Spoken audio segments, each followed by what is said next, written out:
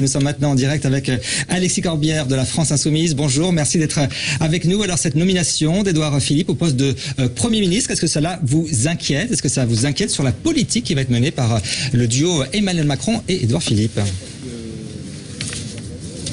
Ça a le mérite de clarifier les choses.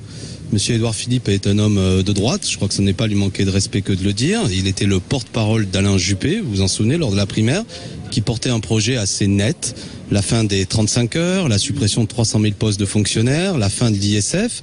Bon, et on le retrouve aujourd'hui à la tête de ce gouvernement. Donc il y a là une convergence idéologique avec des choses manifestement du programme de Monsieur Macron, avec lequel personnellement je suis en radical désaccord. Ce qui est intéressant finalement, c'est que là encore j'insiste sur ce phénomène de clarification. À l'occasion de ces élections législatives qui viennent, soit il y a plusieurs façons de voter en soutien de Monsieur Macron, soit pour la droite, on le voit avec Monsieur Philippe, soit pour En Marche, soit pour le PS aussi, dont beaucoup de personnalités manifestement vont participer à ce gouvernement, et ou alors sinon il y a le bulletin de vote France Insoumise, porté par les candidats soutenus par Jean-Luc Mélenchon. Voilà, on aura l'occasion de forger avec le bulletin de vote France Insoumise une majorité qui, elle, n'acceptera pas cette remise en cause du code du travail par ordonnance, cette suppression de postes de fonctionnaires et cette forme d'ubérisation, de précarisation de la société qui est quand même au cœur du projet de Monsieur Macron. Donc c'est aux Français dans les élections qui viennent, désormais, de clarifier les choses. Après cette élection présidentielle, comme on a vu, que finalement le second tour avait un peu compliqué tout, parce que je répète ce que j'ai dit, et là encore, donc je le dis avec respect vis-à-vis du président de la République et du nouveau Premier ministre, je ne crois pas qu'il ait une majorité sur leur projet. Il a eu un rejet majoritaire, Madame Le Pen, mais certainement pas une adhésion au projet politique de Monsieur Macron et désormais de Monsieur Philippe, et tous ceux qui, on le voit, vont soutenir tout ça. Donc est-ce que votre objectif maintenant, c'est de devenir la première force d'opposition face donc à En Marche ? Mais écoutez-moi bien, je ne parle pas d'opposition, je parle de majorité. Les élections législatives peuvent nous permettre d'être majoritaires et de remettre la clarté sur quelque chose qui devient confus. Je ne crois pas, je le répète, que les Français soient favorables à ce projet brutal qui remet en cause, là encore, leurs conditions de travail. Il n'y a pas eu de majorité.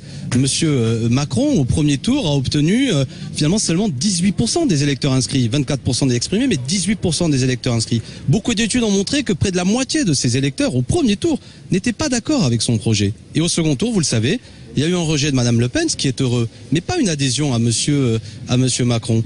Donc, certes, que les vieux appareils et des gens issus de ces vieux appareils se regroupent, c'est une chose. Monsieur Édouard Philippe, des anciens ministres de François Hollande, que tout ça se retrouve autour d'En Marche pour recycler le vieux monde, c'est une chose. Mais moi, ce qui m'intéresse, c'est faire émerger le nouveau monde, ceux qui veulent autre chose, de l'écologie, par exemple. L'écologie, Monsieur Macron n'en parle pas, Monsieur Édouard Philippe non plus, Monsieur Juppé n'en parlait pas, alors que je crois que l'ensemble des Français sont d'accord avec le fait qu'il faut en finir avec ce système productiviste qui remet en cause la planète. Il faut également partager les richesses. Il n'y a jamais eu autant de richesses produites et elles n'ont jamais été aussi mal réparties. Et puis, il faut changer nos institutions. Place à la 6e République. On a vu là, ces derniers jours, un spectacle de monarchie présidentielle que personnellement, je ne partage pas et que je crois que les Français aussi ne veulent plus. Donc tout ça, je le répète, c'est l'enjeu des élections qui viennent. On peut forger une nouvelle majorité autour de la France Insoumise pour un projet réellement qui a pour cœur le progrès, la justice sociale et les jours heureux. Je crois que les Français veulent de la clarté. Ce serait inacceptable qu'en quelque sorte, je ne défende pas mes idées.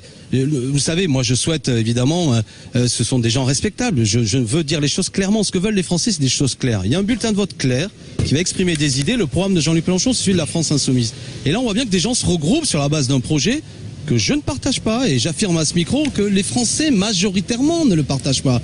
Donc je suis loyal, clair, et une fois de plus, c'est le peuple souverain qui tranchera dans les élections législatives qui viennent. Merci. Je dis à tous, les gens, restez groupés, et faites confiance au candidat de la France Insoumise, soutenu par Jean-Luc Mélenchon. Merci beaucoup Alexis Corbière d'avoir réagi en direct sur BFM TV.